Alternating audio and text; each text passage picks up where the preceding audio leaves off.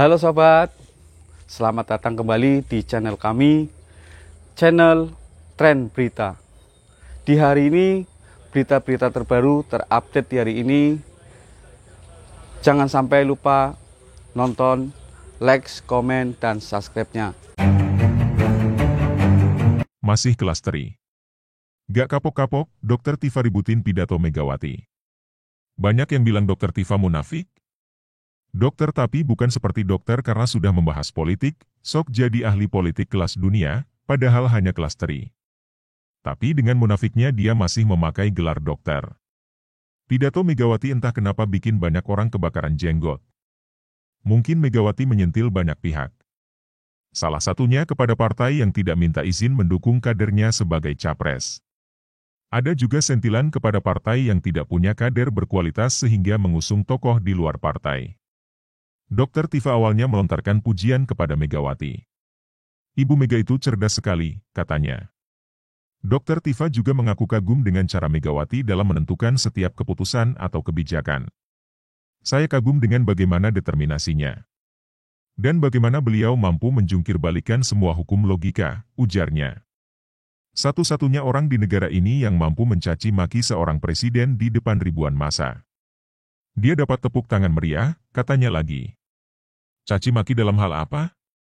Setahu saya yang suka caci maki pemerintah itu Rizik dan komplotan penjual agama yang suka nongkrong di Monas sambil menunggu nasi bungkus gratis dibagikan. Mungkin maksudnya adalah saat Megawati mengatakan jika tidak ada PDIP, kasihan Jokowi. Mungkin terdengar arogan. Banyak yang merespon dengan nada negatif, seolah PDIP itu adalah raja yang lebih tinggi dari presiden. Menurut saya ini cuma digoreng oleh kelompok yang ingin menjelekkan PDIP. Bagi yang tahu kisah Jokowi, pasti sudah tahu, ketika Jokowi memutuskan terjun ke politik menjadi calon wali kota Solo, tidak ada satu partai pun yang mau melirik. Tidak ada partai yang merespon. Jokowi saat itu hanya pengusaha mebel biasa, tak ada koneksi politik dan tak punya daya tawar kuat. Hanya PDIP yang mau menerima. Jokowi digembleng lewat sistem pengkaderan lalu diperkenalkan sebagai calon wali kota Solo. Selebihnya adalah sejarah.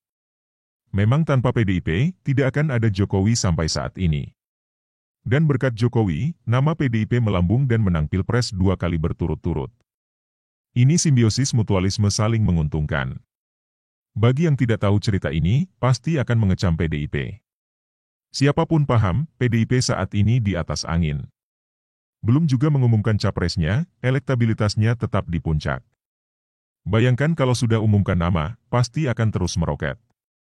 Makanya banyak yang mencari celah untuk menjatuhkan dalam berbagai kesempatan. Dan berkaca pada Dr. Tifa, dia hanya sakit hati dan benci kepada Jokowi. PDIP sebagai partai tempat bernaung Jokowi, pasti akan ikut kena sikat olehnya. Tapi coba pikirkan, dibandingkan dengan Megawati, ucapan Dr. Tifa jauh lebih tidak beradab. Kalau kalian masih ingat, dia dulu sering memojokkan Jokowi melalui isu ijazah Jokowi. Ketika penggugat ditangkap, dia langsung buru-buru hapus cuitannya dan gemetar ketakutan. Harusnya kasus ijazah ini bisa menjadi jalan bagi penegak hukum untuk memberikan pelajaran pada dokter yang keterlaluan ini. Karena dibiarkan dan dianggap beres, dokter ini merasa besar kepala dan kembali merasa aman. Makanya sekarang menyindir lagi seenak jidat. Apakah itu beradab? Apakah menyerang Jokowi dalam kasus ijazah adalah beradab atau bahkan kurang ajar? Bukan cuma sekali itu saja dia nyinyirin Jokowi. Sudah tidak terhitung lagi dia berbuat ulah dan bikin gaduh luar biasa. Padahal dia dokter, tapi dia berlagak seolah tahu semuanya, ahli dalam segala hal dan menganggap orang lain bodoh. Ini adalah contoh nyata orang yang munafik tapi tidak pernah sadar. Diberi kesempatan untuk memperbaiki diri dan introspeksi tapi tidak pernah mau. Bagusnya orang seperti ini ditangkap saja ketimbang bikin gaduh seenak maunya. Mau bela Jokowi dengan membenturkan Megawati? Kelihatan jelas niat buruknya. Hanya kadrun yang bakal terprovokasi dan reaktif. Saya yakin Megawati dan Jokowi letawa ketiwi di belakang melihat kebodohan dan kekonyolan kelompok sebelah. Apalagi Rocky Gerung, baru-baru ini juga bikin analisis murahan yang isinya amburadul. Ngomong sembarangan asal kutip sana-sini biar terlihat pintar.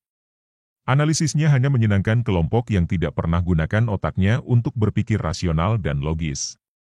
Bagaimana menurut Anda? Sumber, seword.com. Terima kasih telah mengunjungi channel kami, semoga bermanfaat, salam sejahtera selalu, jangan lupa like, komen dan subscribe-nya, sampai jumpa lagi di berita-berita kami.